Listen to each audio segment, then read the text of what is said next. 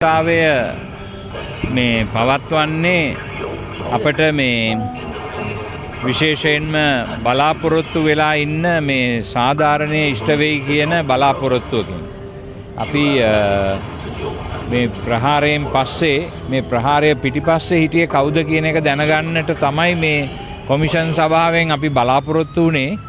නමුත් ඒ කොයිතරම් දුරට ක්‍රියාත්මක වෙලා තියෙනවද කියලා අපි දන්නේ නැහැ. ඒ නිසා මේ කොමිෂන් සභාවේ වාර්තාව අසම්පූර්ණ එකක් නිසා තවදුරටත් මේකේ ඒ කොමිෂන් සභාවේ තියෙන කරුණු එකතු කරගෙන අනාගතයට මේකේ සැබෑ කතෘවරු කවුද කියන එක එළිදරව් කර ගැනීමේ තමයි අපිට තියෙන උත්සාහය. මොකද අපේ ජනතාව බලාපොරොත්තු වෙන්නේ අන්න ඒකයි. යුක්තිය සාධාරණයේ විශේෂයෙන්ම මේ බෝම්බ මේ තියාපු අය, ඒවට මුදල් දුන්න අය, ඒවයි මොන දේශපාලන බලවේග මේක පිටිපස්සේ ක්‍රියාත්මක වුණාද, ඒවට ජාත්‍යන්තර සංවිධාන සම්බන්ධද කියන එක පිළිබඳ අවංක විමර්ශනයක් කිරීම සඳහා රජය මීට වඩා කැපවීමෙන් යුතුව කටයුතු කරන්න ඕනේ කියන එකයි මගේ හැඟීම. ඒක රාජ්‍ය ආයතන වලින් මීටත් වඩා සංවිධානාත්මක විදියට කෙරෙන්නට ඕනේ කියන එකයි අපි විශ්වාස කරන්නේ. ඒක කෙරෙන තුරු ඒකට යම්කිසි සලකුණක් අපිට ලැබෙන තුරු ස්ථීර වශයෙන් අපි මේ විරෝධතා ව්‍යාපාරය දිගටම පවත්වාගෙන යනවා කතෝලික සභාව සහ අනිකුත් ආගමික සංවිධාන සම්බන්ධ කරගෙන. මොකද මේක කතෝලිකයන්ට පමණක් සීමා වෙච්ච ප්‍රශ්නයක් නෙමෙයි. මේක මුළු රටේම ජනතාවට බලපාපු ප්‍රශ්නයක්. මේ ප්‍රහාරයෙන් පස්සේ ලංකාවේ ආර්ථිකය කඩාගෙන වැටුණා. සංචාරක ව්‍යාපාරය නතර වුණා. ඒ වගේම ඊට පස්සේ මේ කොවිඩ් වසංගතයත් ඇවිල්ලා රට ඉතාමත්ම දුෂ්කර අඩියකට පත් වෙලා තියෙනවා. අපේ ජනතාව, ලංකාවේ ජනතාව හුඟක් දුක් විඳින තත්වයක් අද උදා වෙලා තියෙනවා. ඒ නිසා අපිට මේ ප්‍රශ්න වලින් ගොඩ එන්න එක මාර්ගයක් තමයි මේ වගේ දේවල් කරන එක නවත්තන එක. මේ වගේ දේවල් ගැන හිතන එකවත් හිතන්නවත් ඉඩ නොදී රට ආරක්ෂා කරන එක අපේ වගකීමක්. මම හිතනවා අපේ භික්ෂුන් වහන්සේලාත් අපිත් එක්ක එකතු වෙලා ඉන්නේ ඒකයි. මුල ඉඳලම විශේෂයෙන් බෞද්ධ සමාජය අපිට දක්වපු ආදර ගෞරවයට අපි ප්‍රශංසා කරනවා, ස්තුතිවන්ත වෙනවා. ඒ වගේම මේ අපේ මුස්ලිම් සහෝදරයෙකුත් මෙතන ඉන්නවා. අපි මුස්ලිම් ජනතාව සමග අපේ කිසිම වෛරයක් නැහැ. නමුත් මේක මෙහෙවපු අය කවුද කියන එක හොයන එක ඒක මුස්ලිම් ජනතාවට දෙන පහරක් නෙමෙයි. අපි කියන්නේ වැරදි කෙරුවොත් මොන කණ්ඩායමට අයිති වුණත් වැරදි. ඒ නිසා මේ හැම දෙයක්ම විමර්ශනය කරන්නට අවශ්‍යයි කියන එකයි අපි කියන්නේ. මේවල කතෘවරු කවුද කියලා හොයාගන්න එක අවශ්‍යයි. ඒක කල් දාන්න බෑ. හැකි ඉක්මනින් ඒ කරන්නට ඕනේ. ඒ පිළිබඳව ස්ථීරසාර ව්‍යුහයන් ක්‍රියාත්මක වෙන ආකාරය රජය අපිට පෙන්වන්නට ඕනේ. අන්න ඒක තමයි අපි ජනාධිපතිතුමාගෙනුත් අගමැතිතුමාගෙනුත් රජයෙනුත් බලාපොරොත්තු වෙන්නේ මේ සම්බන්ධව. එච්චරයි මට කියන්න තියෙන්නේ. මම හිතන්නේ අපි අපේ භික්ෂුන් වහන්සේට වචනයක් කතා කරන්න. කදිනල් වහන්සේ ඊයේ ජනාධිපතිතුමා කියනවා මේක පැහැර හරින්නේ අපි මේක අනිවාර්යයෙන්ම මේක වගකීමෙන් ඉෂ්ට කරනවා කියන එක. මම කල්පනා කරේ අර 6 දෙනෙකුෙන් යුත් කමිටුවක් පත් කිරීම අවශ්‍යද කියලා. මෙතනදී අවශ්‍ය වෙන්නේ කෙලින්ම ජනාධිපතිතුමා Tamanට කරන්න තියෙන දේවල් ඉක්මනට මේ ප්‍රායෝගික මට්ටමින් කරන්නට යොමු වෙන එක. එහෙම තවත් කමිටුවකට බාර දුන්නම ඒක පරක්කු වීමක් සිදු වෙනවා කියලා අපි හිතනවා. ඒ වගේම සාධාරණයේ ඉෂ්ට වෙන්නේ නැතුව කොටසක් විතරක් තෝරාගෙන ඒ ඇයට විතරක් දඬුවම් කරන්නට කටයුතු කරොත් ඒක වැරදි. ඒ නිසා මේ වාර්තාවේ රෙකමදාරු කරලා තියෙන හුඟක් කරුණු ක්‍රියාත්මක කරන්නට පුළුවන්. විශේෂයෙන්ම මේකට වරදකරුවන් කරලා තියෙන අයව ඒ අයට විරුද්ධව කටයුතු කිරීම, ඒ අයට නීතියට අනුව කටයුතු කිරීම වැදගත් වෙනවා. නමුත් ඒ දේ කරන්නට තව කමිටු පත් කිරීම නෙමෙයි මේ වෙලාවේ කෙරෙන්නට ඕනේ.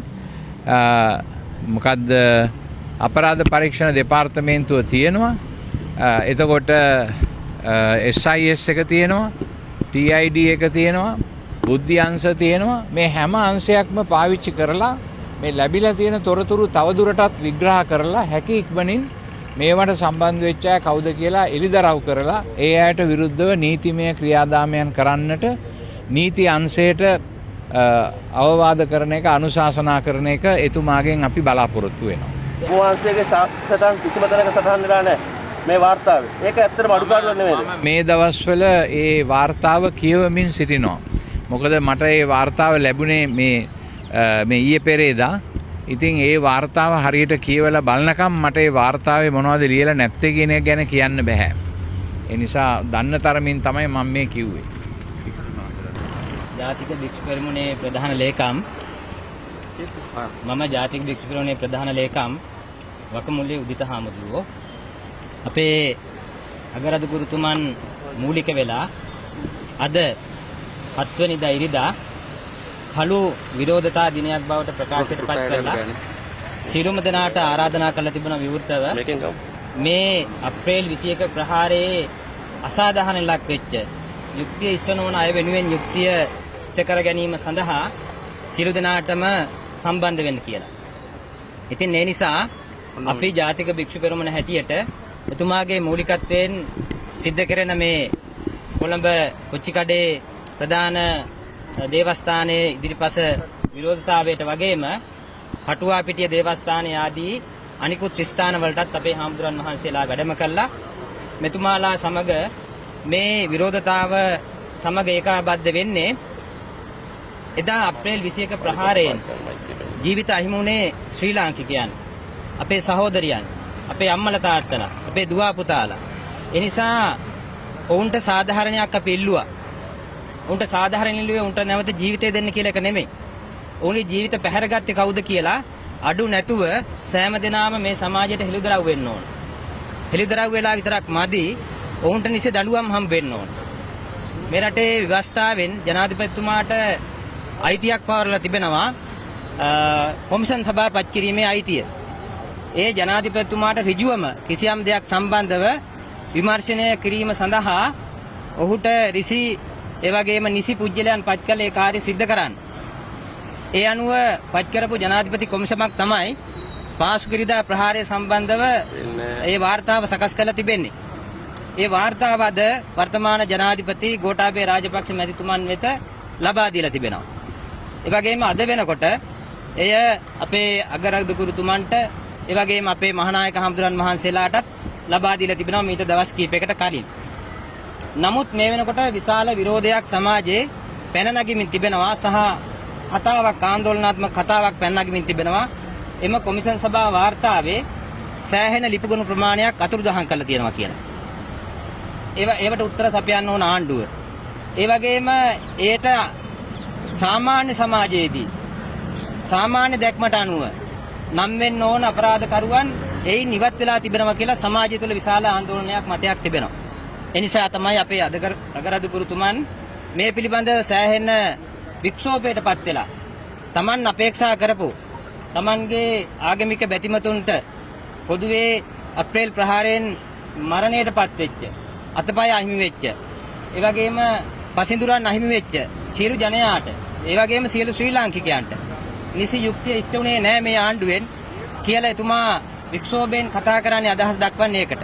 එතුමා මට මතකයි වර්තමාන ජනාධිපතිතුමා බලයට පත් වෙන වෙලාවේ බොහෝ අපේක්ෂාවෙන් සඳහන් කළා Tamanගේ ආගමික බැතිමතුන් පාලනය කරා නිකන් මුස්ලිම් අයට එරෙහි පුදු විරෝධයකට යන්නේ නැතුව නීතිය පසිදලීම ඔවුන්ට බාර දෙමු කියලා. ඉතින් ඒ නිසා එතුමා නිහතමානීව බලාගෙන හිටියා Tamanට මේන් යුක්තිය ඉෂ්ට වෙයි කියලා. හැබැයි අද ඒක ඉෂ්ට වෙලා නැහැ. ඒ නිසා අපි විශ්වාස කරනවා රටේ ජනාධිපතිතුමාට එතුමාට ලොකු වගකීමක් තිබෙනවා. රටකට පාලකයන් පත් කරන්නේ අපේ ජීවිත සහ දේපල ආරක්ෂා කරන්න. ඒ දෙකම අපට අහිමි කරනවා නම් ඒ පාලකයන්ගෙන් වැඩක් තියනවාද කියලා අපි කවුරුත් හිතා බලන්න ඕනකම තිබෙනවා. අපිට අපේ ජීවිත නැති කළා. ඒ වගේම අපිට දේපල නැති කළා. ඒ වගේම අපි ආර්ථික වශයෙන් විශාල ලෙස පහත වැට්ටුවා. ඒ වගේම අපිට ත්‍රස්ත බිය නැවත ඇති කළා. ඉතින් ඒ නිසා අපිට පේන හැටියට දැන් මේ සාකච්ඡා වෙන හැටියට මේ වාර්තාවේ වාර්තාව හරියට ක්‍රියාත්මක නොකිරීම නිසා. මොකද අපි දැක්කා දේශපාලන පරිගැලීම් පිළිබඳ ජනාධිපති කොමිෂන් සභාව වාර්තාව එළි දක්වපු ගමන්ම ඊට ඉතාමත් වේගවත් ක්‍රියාකාරීත්වයක් ජනාධිපතිතුමාගෙන් ඉදිරිපත් වුණා. අපි කියනවා මේ පාසුකිරිදා ප්‍රහාරය පිළිබඳ කොමිෂන් සභාව වාර්තාවටත් ඒ හා සමානම වේගවත්කමකින් උත්තර ඕන. එය නැවත නිරීක්ෂණය කරන්න. නැවත විමසා බලන්න සුදුසු නොවන කණ්ඩායම් පත් කළා සිද්ධ කරන්නේ කිසියම් කල්මැරීමක් කියන බව අපට පේනවා. ඒ නිසා මෙහි සැබෑ මොලකරුවන්, සැබෑ සංවිධායකයන්, සැබෑ අත්උදව්කරුවන්, සැබෑ ප්‍රහාරකයන් අඩු නැතුව අදහස් දක්වපු අය, සැලසුම් කරපු අය, ප්‍රහාරෙල්ල කරපු අය, අනුබල දීපු අය සෑම දෙනාම මේක තුල හෙළිදරව් වෙන්න ඕන. ජාත්‍යන්තර මැදිහත් වීම පිළිබඳව කතා වෙනවා. දේශීය මැදිහත් වීම පිළිබඳව කතා වෙනවා. සමහරුන්ට බලයට ඒම සඳහා ජීවිත මතින් ජනතාවගේ පාරසකස් කරගත්ත අය කියලා සමාජයේ මත තියෙනවා. මේ සෑම දෙයකටම උත්තර සපයන්න ඕන ආණ්ඩුව. ඒ නිසා මේ කොමිෂන් සභාව පිළිබඳව කල්මරන්නේ නැතුව, පිටු සංගවන්නේ නැතුව, පරිච්ඡේද විනාශ කරන්නේ නැතුව, නිසි පුද්ගලයන් පිළිබඳ ඉතාම හොඳ ගවේෂණයක් සිද්ධ කළා, පරීක්ෂණයක් සිද්ධ කළා යුක්තිය ඉෂ්ට වෙන්න ඕන. එයින් තොරව මං හිතන්නේ නෑ කාටවත් සාධාරණයක් ඇති වෙයි කියලා. ඒ නිසා අපි අපේ අගරාධ ගුරුතුමන් ප්‍රධාන මේ කතෝලික පියතුමන්ලා බැතිමතුන් සෑම දෙනා සමග මේක එතුමන්ලාගේ පුජ්‍යලික කාර්යයක් නෙමෙයි, මේක අපේ රටේ සියලු ජනතාවගේ ප්‍රශ්නයක්. ඒ නිසා අපි සෑම විටම මේ ක්‍රියාව සමග මේක සාධාරණේ සහ සියලු දෙනාට වින්දිතයන්ට යුක්ති ඉෂ්ට වෙනකන් අපි මේ ක්‍රියාදාමය තුළ අපේ විරෝධය ගොඩනගමින්, රටපුරා මතය ගොඩනගමින් මේ ක්‍රියාදාමය සමග සිටිනවා කියන බව මේ වෙලාවේදී අපි පොරොන්දු වෙනවා ප්‍රකාශ කරනවා. I lost my dada and got wounded with my sister at this church. Today I came for justice. I know this won't bring my dada back, but at least I can have a good peaceful sleep. I'm here just for asking justice. Thank you for whoever came here. We need justice so soon. Thank you. මම complex පුරනෝඩ මේ ළඟ හිටියේ. මං දැන් ගොඩාක් අමාරුවේ ඉන්නේ. මම මේ එංග හොඳට තිබුණාට මම එංගපත් වලකම මාසෙකට 15000 20000 කොනේ බේතක් ගන්න. එච්චර දුක් විඳිනවා. මේ තියපු අයට අනිවාර්යෙන් දඬුවම් දෙන්න ඕනේ. ඒක ජනාධිපතිතුමාගේ අතේ තමයි තියෙන්නේ. ජනාධිපති කියනෝනේ අපේ මවුනේ අපේ රට කියලා අනිවාර්යෙන් මේකට තීරණයක් ගන්න ඕනේ. නැත්තම් මේ කොච්චර මිනිස් මැරෙනද? අපි තාම දුක් විඳිනවා. පිට පාරේ යන්න බෑ, අඳ හොඳට ඇඳගෙන යන්න බෑ. අඩියට තියලා යන්න බෑ. එච්චර දුක් විඳිනවා අපි. අනිවාර්යෙන් මේක තීරණයක් ගන්න ඕනේ.